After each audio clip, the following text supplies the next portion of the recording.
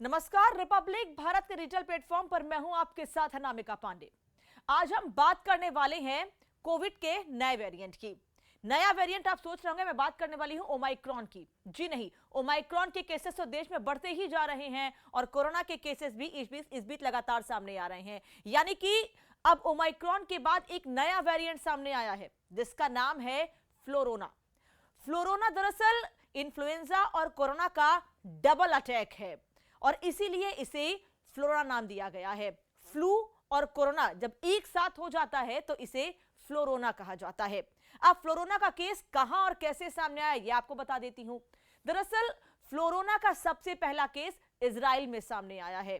एक महिला जो कि गर्भवती थी, डिलीवरी के लिए अस्पताल पहुंची, उसका कोविड टेस्ट किया गया और वो महिला पॉजिटिव आई। और जब उसके वेरिएंट के बारे में पता लगाया गया कि क्या इसमें कुछ नया वेरिएंट है, कोई नई बात तो नहीं है, क्योंकि गर्भवती महिला है, दिक्कतें ज्यादा बढ़ सकती हैं, तो इसके लिए उसका टेस्ट किया गया और जब वो टेस्ट हुआ, ये पता किया गया कि कहीं कोई और नया वेरिएंट तो नहीं है, तो सामने निकलकर आया फ्लोरोना।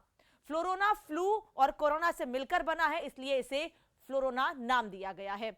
हालांकि यह कहा जा रहा है कि ओमाइक्रॉन बहुत खतरनाक नहीं है, लेकिन फ्लोरोना को लेकर कहा जा रहा है कि फ्लोरोना क्योंकि फ्लू और कोरोना से मिलकर बना है, इसलिए ये खतरनाक हो सकता है। हमारा आपको ये बताने का मकसद आपको डराना बिल्कुल नहीं है, हम सिर्फ इतना चाहते हैं कि आप जागरूक रहें। जिस तरीके से कोरोना, फिर डेल्टा, डेल्टा प्लस, ओमाइक्रॉन, अब फ्लोरोना का खतरा बढ़ रहा है, उससे जरूरी है कि हम आप सतर्क रहें। इजराइल में अब तक पहला केस सामने आया है, हमारे देश तक ये मामला ना पहुंचे, हम आप सुरक्षित रहें, इसके लिए जरूरी है कि सोशल डिस्टेंसिंग का पालन करें, मास्क जरूर लगाएं। जो अरब कंट्रीज हैं वो इस वेरिएंट के बारे में जानकारी हासिल कर रही हैं, इसके बारे में और चीजें निकलकर धीरे धीरे सामने आएंगी, लेकिन ये जरूर कहा जा रहा है कि ये घातक हो सकता है, क्योंकि ये दो अलग अलग चीजों से, दो अलग अलग वेरिएंट से मिलकर बना है। फ्लू, इन्फ्लुएंजा और कोरोना से मिलकर बना है। यह भी कहा जा रहा है कि अगर ज्यादा गंभीरता होती है, यानी कि किसी को भी फ्लोरोना किसी के अंदर मिलता है, नया वेरिएंट मिलता है, तो और ज्यादा गंभीर हो सकता है। क्यों गंभीर हो सकता है? क्योंकि इससे हार्ट अटैक, मस्तिष्क में सूजन और नॉर्मल तौर पर जैसे फीवर आना या सर्दी जुकाम तो होता ही है, लेकिन ये दो वेरिएंट एक साथ मिलकर अटैक कर रहे हैं तो ये ज्यादा खतरनाक हो सकते हैं।